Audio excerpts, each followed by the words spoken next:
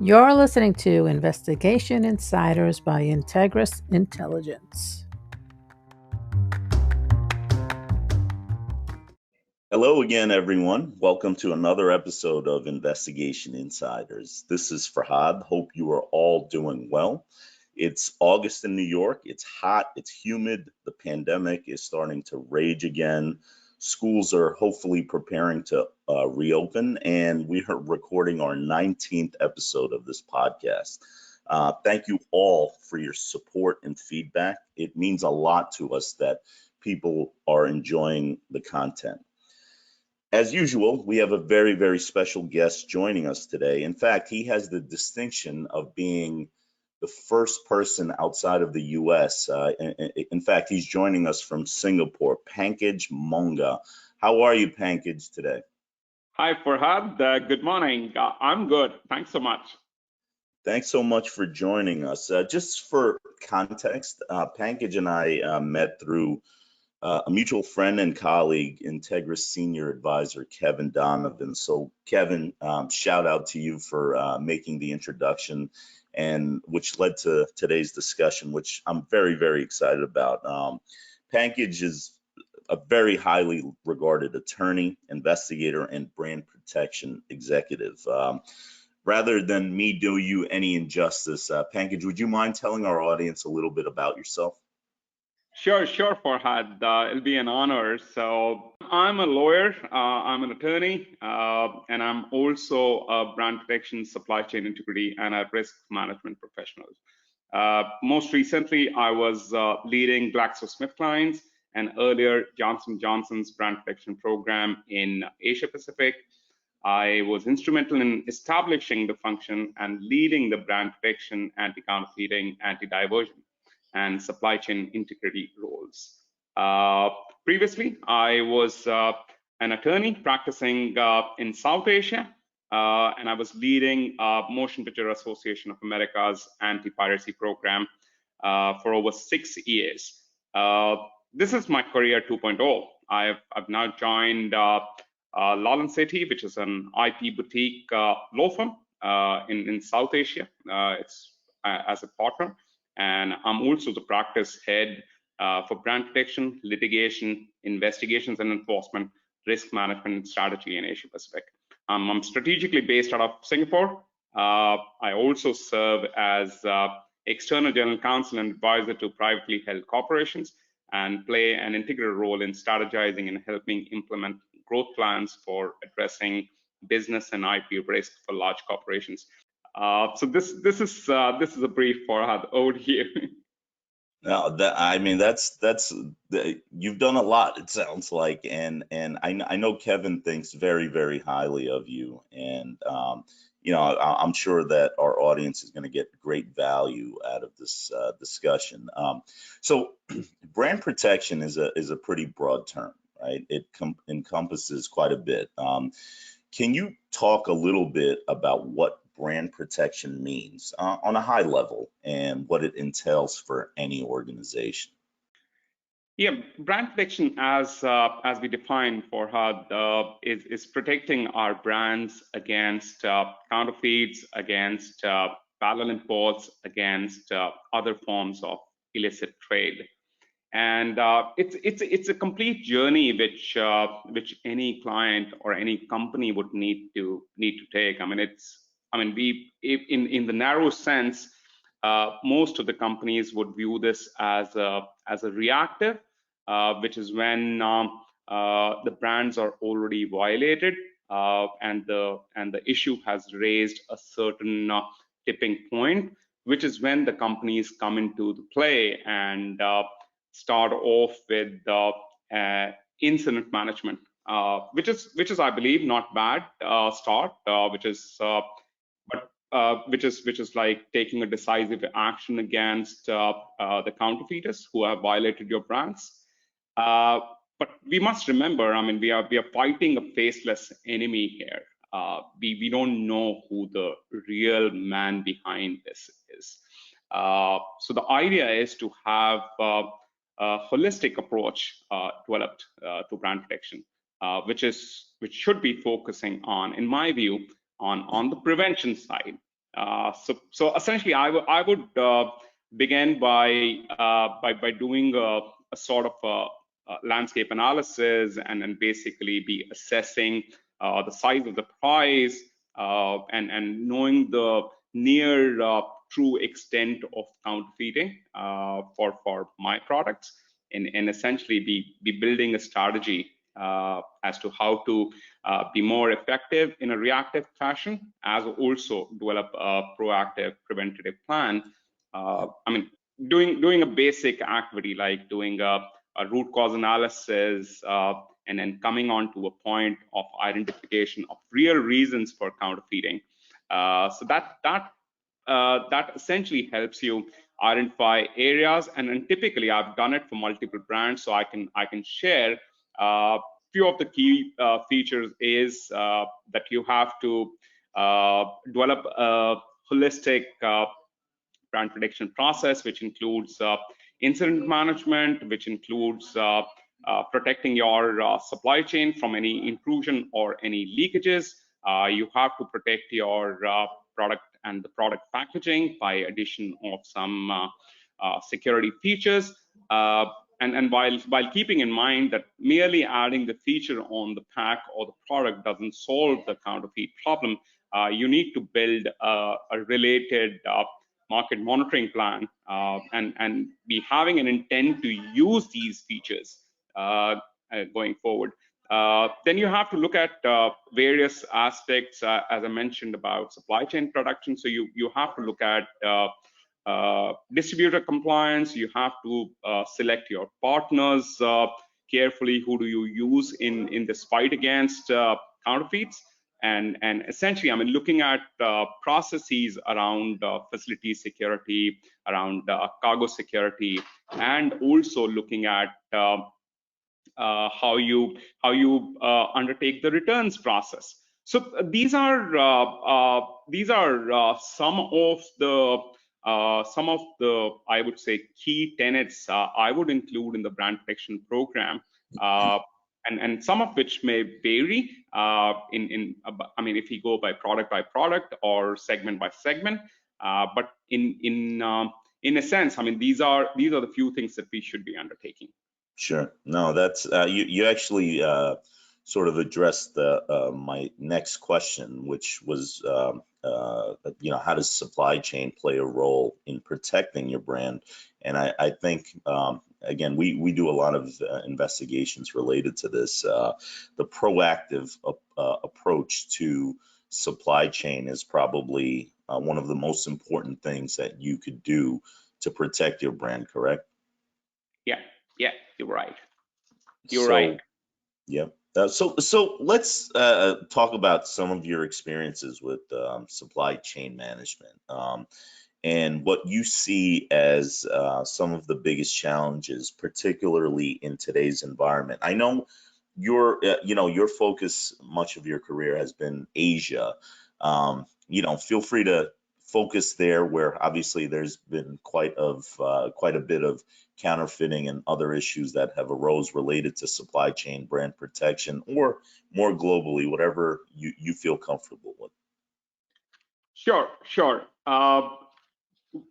First things first. So I would say, I mean, working in Asia Pacific, which is what we all identify as a problem area, and essentially, I mean, China, as you know, is in Asia Pacific, which is known to be the world's counterfeit factory, and essentially, large part of the trade and commerce happens through Asia Pacific. So my experience in Asia Pacific, I would say, can be easily transposed to other regions as well. And of course, I mean, there'll be some learnings from other regions, but largely, I mean, I would say in principle, about 80 to 85%, things can squarely be applied with some customization in other geographies as well. Second, I wanted to just address on the supply chain. You did mention the supply chain. I would call it a network, a supply network, because chain as you would say, as it sounds, chain is generally linear. And our supply chains, because of very many factors, have become into networks. So I like to call them supply networks, and as it is a network between the company and its suppliers to produce and distribute a specific product or service. This is, however, more complex. The entities in the supply chain or supply network include producers, vendors, warehouses, transportation companies, distribution centers, and retailers. The functions in the supply chain include product development, marketing, operations, distribution, finance, and customer service. This supply chain networks becomes more and more complex with increase in number of intermediaries, especially when your products are sold in multiple countries, multiple geographies. I've learned it over a period of time that the top supply chain vulnerabilities are lack of control throughout the supply chain, lack of visibility into the product flow, distribution compliance with regard to supply chain safe and secure practices, reverse logistics, which is when the product goes out of your supply chain and then re-enters the supply chain, and we don't know what shape and form the product comes back. Cargo security is big. Pricing arbitrage, repackaging from original containers, and over labeling is a big vulnerability there, because it leads to multiple handling of product, and you never know. I mean, what could be introduced into your legit supply chain. Then there are uncoordinated incidents of investigation, internet, both boon and bane, lack of regulations, and unknown sources of supply. So you can't really track in some cases where the product is originating from, or it requires a lot of resources at one's end to be basically looking at where the product source lies. Then inventory flows, which are asynchronous to the financial transactions. Sometimes it's really difficult to identify as to where the product is originating from, where the money trail is leading you to, maybe completely different areas. These all vulnerability, coupled with the COVID pandemic, which has really stirred up the supply chains across the product lines across the globe. I would say companies who apparently survived the volatility of the pandemic likely did so by getting lean, selling through its inventory, and focusing on working capital. In these pandemic times, in today's environment, I would say the biggest challenges that we have is of material scarcity. Insufficient inputs have been a concern since the pandemic began, due to abrupt rise in consumer demands like never before. And the companies and suppliers are really struggling to meet this demand in the midst of this availability of many parts and materials. Then you have this increasing freight process, which is primarily due to lack of shipping containers, and some of the shipping containers being stuck and not being able to move. So it creates some sort of insufficiency in shipping capacity, and also unprecedented shortage of empty or available containers, and it greatly hampers the movements of goods. Talking about difficult demand forecasting, I mean, it's in these pandemic times, it's really this new layer of complexity has been added to the supply chain management. So you never know, and whatever earlier practices were, they were based on some data, but this data which you have during the pandemic time, it's grossly insufficient to be making any forecasting. Then you have changing consumer attitudes. They really have changed during the pandemic, and they would they would like to have lowering the threshold of delivery times and essentially raising the requirement for a positive customer experience. All these above, which is what I mentioned, have really fueled the ever-increasing problem of illicit trade. And illicit trade, as I'd like to call it, which includes counterfeiting and product diversion, and I would say parallel imports.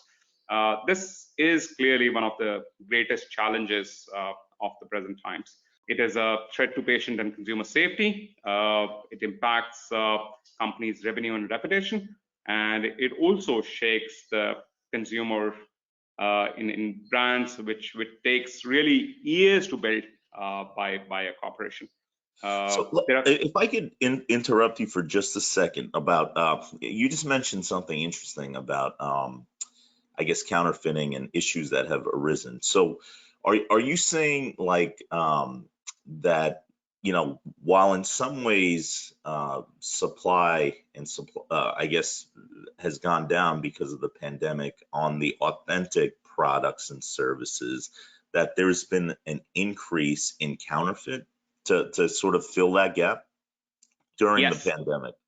Yes, and there are reports which are coming through, and we read that in the newspaper, and other industry reports are being culled out, which are suggestive of this, that counterfeiting has in fact gone up, and because of this pandemic, what we had seen is that these complexities, which is what I mentioned, has actually led to growth of domestic counterfeiting industry. So you would see the counterfeit product being manufactured in countries like India, Brazil, Colombia, and Bangladesh, and which is where we have seen a shift from earlier activities in China. I would not say it's too early to comment whether the counterfeiting activity from China has reduced. I would say, I mean, there are alternate centers which are being established, or which are coming up in these pandemic times. That's interesting. I mean, again, it's kind of interesting that, in some ways, I guess the criminals are figuring it out, and the legitimate folks are having difficulty. I mean, I experienced it just recently because our family had to get a new vehicle, and it was a nightmare because of the chip shortage that's exists. And I guess that's an area where counterfeit chips are not going to work. So it worked out, but it's really kind of an interesting thing that, again, the criminals have sort of shifted to account for the demand, but legitimately, it's very difficult for many companies to meet the actual demand. Yeah, I would say, I mean, it's always worked on the principle of demand and supply, essentially. And if there is a real demand for cheaper price product and with acceptable quality, which is what counterfeiters are focusing on these days, I think they would be making sale any which ways. Sure. So it works on both the principles, the push and the pull. So the pull strategy is essentially when there is a demand in the market which is not being fulfilled by the legit manufacturers, then essentially the counterfeiters would come into play. I mean, they are not the ones who will actually create a market for their product. They want to latch on to the brand owner and the manufacturer's established market, and where there is a shortfall of product supply. Yep. No, that's interesting. So, in terms of I guess supply chain, like again, issues that arise, right? Brand protection issues that arise. Obviously, as you know, having been being an attorney, I should say, and being an investigator, that there's, again, in terms of addressing these issues, there's multiple components of an organization that come into play, right? There's legal, there's security, there's investigations, there's brand protect. There's a lot of different entities involved. And one of the things that we notice in terms of, when we're engaged to do an investigation is that it doesn't seem like all the different, it almost seems like competing interests sometimes, where people from different departments are on different pages, right? So the business unit, based on where they are, perhaps they don't want to create a stir and they want the issue to go away, but they don't want to make it public, right? The legal department is worried about different things, obviously, which you could explain further. And then security and investigations is focused on, let's catch the bad guys and take action against them sometimes, right? I mean, obviously there's a variation to all of these things, but why do you think that is? I mean, can you talk a little bit about that? Yeah, so far I can talk about it, but it's not the most popular answer, so to suggest. But I'll be truthful here. Yeah. And essentially, I mean, having worked in law department, security, and brand protection, and managing these incidents and these functions, and for the last about 15 years, I've gained these insights. And essentially, how I've done it is because I was in these roles, and I would see my counterparts working who don't have these shared responsibilities, as to how they were different from what I was doing, right? And why I was more effective in doing things, and there was sometime a challenge for my counterparts to be to be that successful in doing certain projects or tasks. I would say you would agree with me that I mean, both the functions, legal and security, are essentially support functions, and it each carries, I would say, in my eyes, equal importance in any organization, and the roles are generally delineated and are designed in such a fashion so as the functions can work with collaboration and in tandem. When it comes to supply chain security issues and brand protection, like handling of illicit trade matters, it becomes even more important for them to work together. Conflicts, where they occur, if I must say, it is more to do with the personalities, which leads them to turf wars and battles of supremacy for their respective functions. The two functions here must realize that they both are the cost centers and are not the profit centers, and they never will be. All they must do is to help and aid the commercial organization, which is sales and marketing, which are the profit centers of the company, to meet its goals and objectives, which I guess should be their singular aim. And this is what I have realized, because I was fortunate. I was triple hatting these functions. There was a seamless delivery. I mean, I didn't need to go through these challenges myself. But this is just my take of this issue, I would say.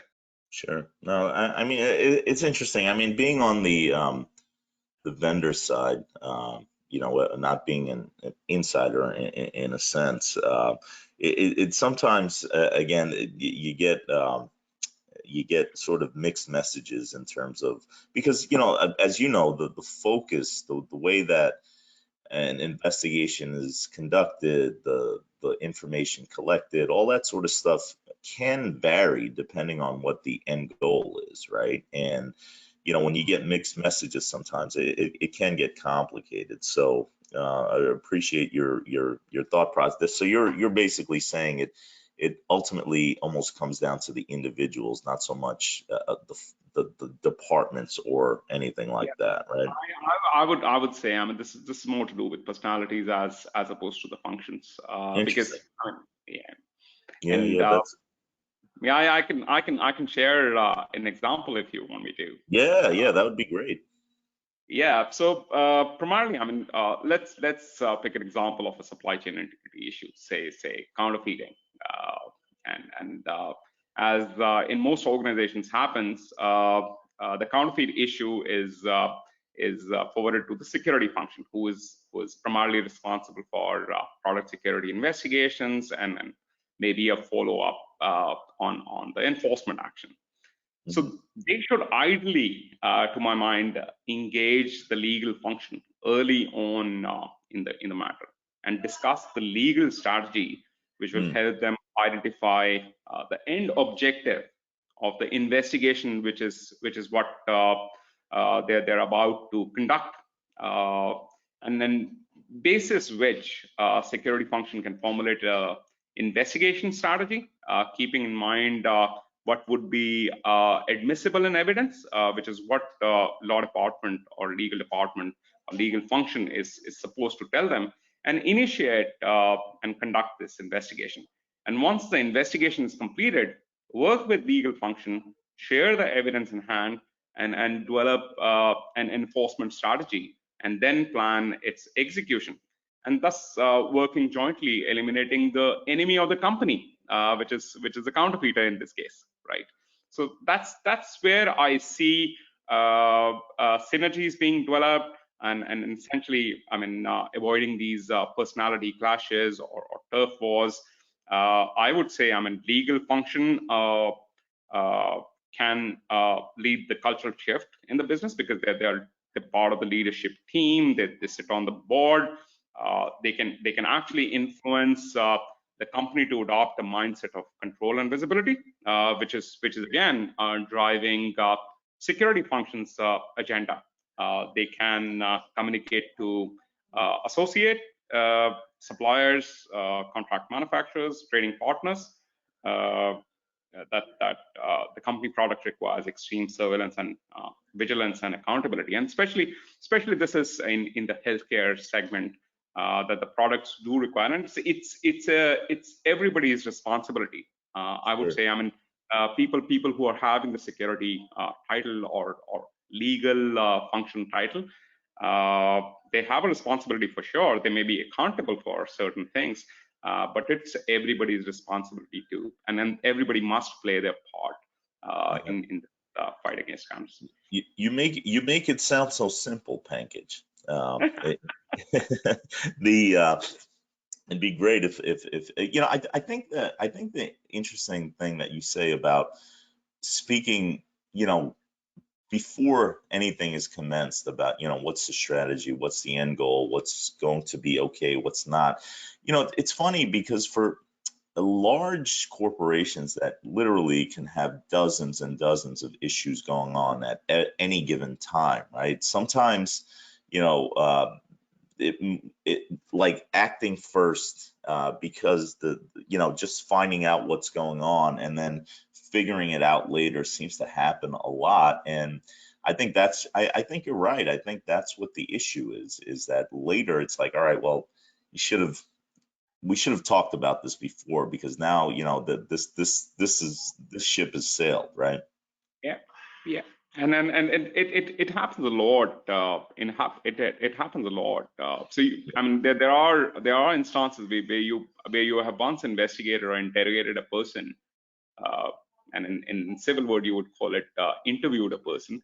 Yeah. You really can't go back if you have missed Mhm. out on anything, right? So Yeah. there's no second chance, so to suggest. Sure. No, absolutely. Well, that's, I mean, a really interesting discussion, Pankaj. Usually we end our show with just takeaways from the episode, right?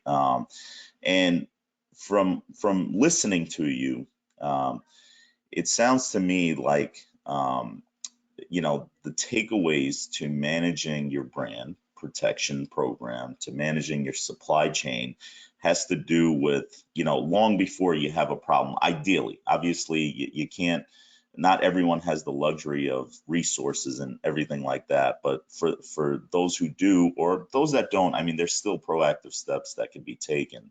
Like, you have to, the best approach is to try to stay ahead of it, sort of analyze what your issues are, what's causing them, come up with, potential solutions and deploy. And then it's a dynamic thing. It's got to be constantly managed and adjusted to account for the problems of today and the future, right? I mean, that's what I'm taking away. What do you have to add to that? Absolutely, absolutely, and I would. I mean, you've summed it up very, very nicely. It's a so I would say when we talk about legal working along with security and conducting investigations and basically protecting our supply chain, Yeah. we have to do all of it.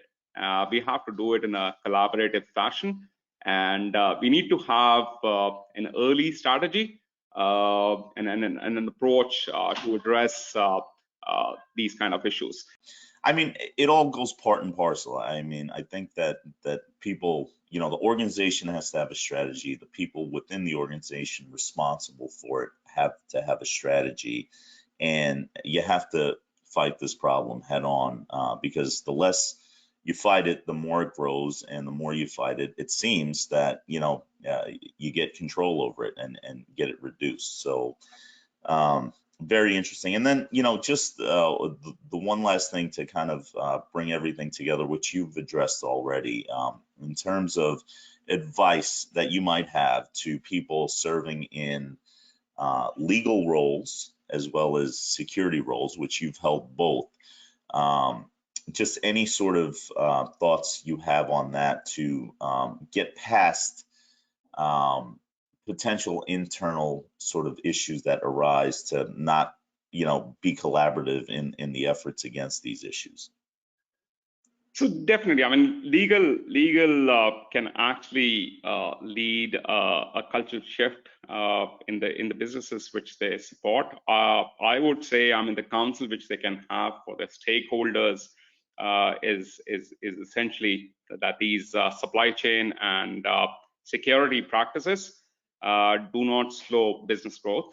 They in fact accelerate it, and essentially they should hold our leaders and partners accountable for supply chain integrity and basically build in a culture of and in security terms we say trust with verification. So yeah, Yeah. and build in that culture. Just the last thing I'm going to say is, as I listen to what you just said, one of and a lot of successful business leaders talk about this, right? Is that, like certain functions are not, and you've mentioned this several times during this discussion, are support functions, right? Legal, security, there's administration, all that sort of stuff are support functions. At the end of the day, every business needs revenues and drive sales, because if they don't, then none of these problems exist, right? If they don't develop products, they don't get it out to market, they don't make sales, then none of these problems really exist. And I think that's a good overall, like, understanding your role within the business and understanding how ultimately you're trying to support a solution, not create additional issues, right? Right. Yeah, yeah. No, that's excellent. Well, I really appreciate your time, and thank you for joining us today. Thank you, everyone, for tuning in. Please continue to send your comments and questions to info@integrusintel.com. We will put Pankaj's LinkedIn profile in the description of the podcast. So please feel free to reach out to him as well. He's an excellent resource around the globe, but certainly in Asia, in case you have any issues there. And then, Pankaj, thank you so much for joining us today.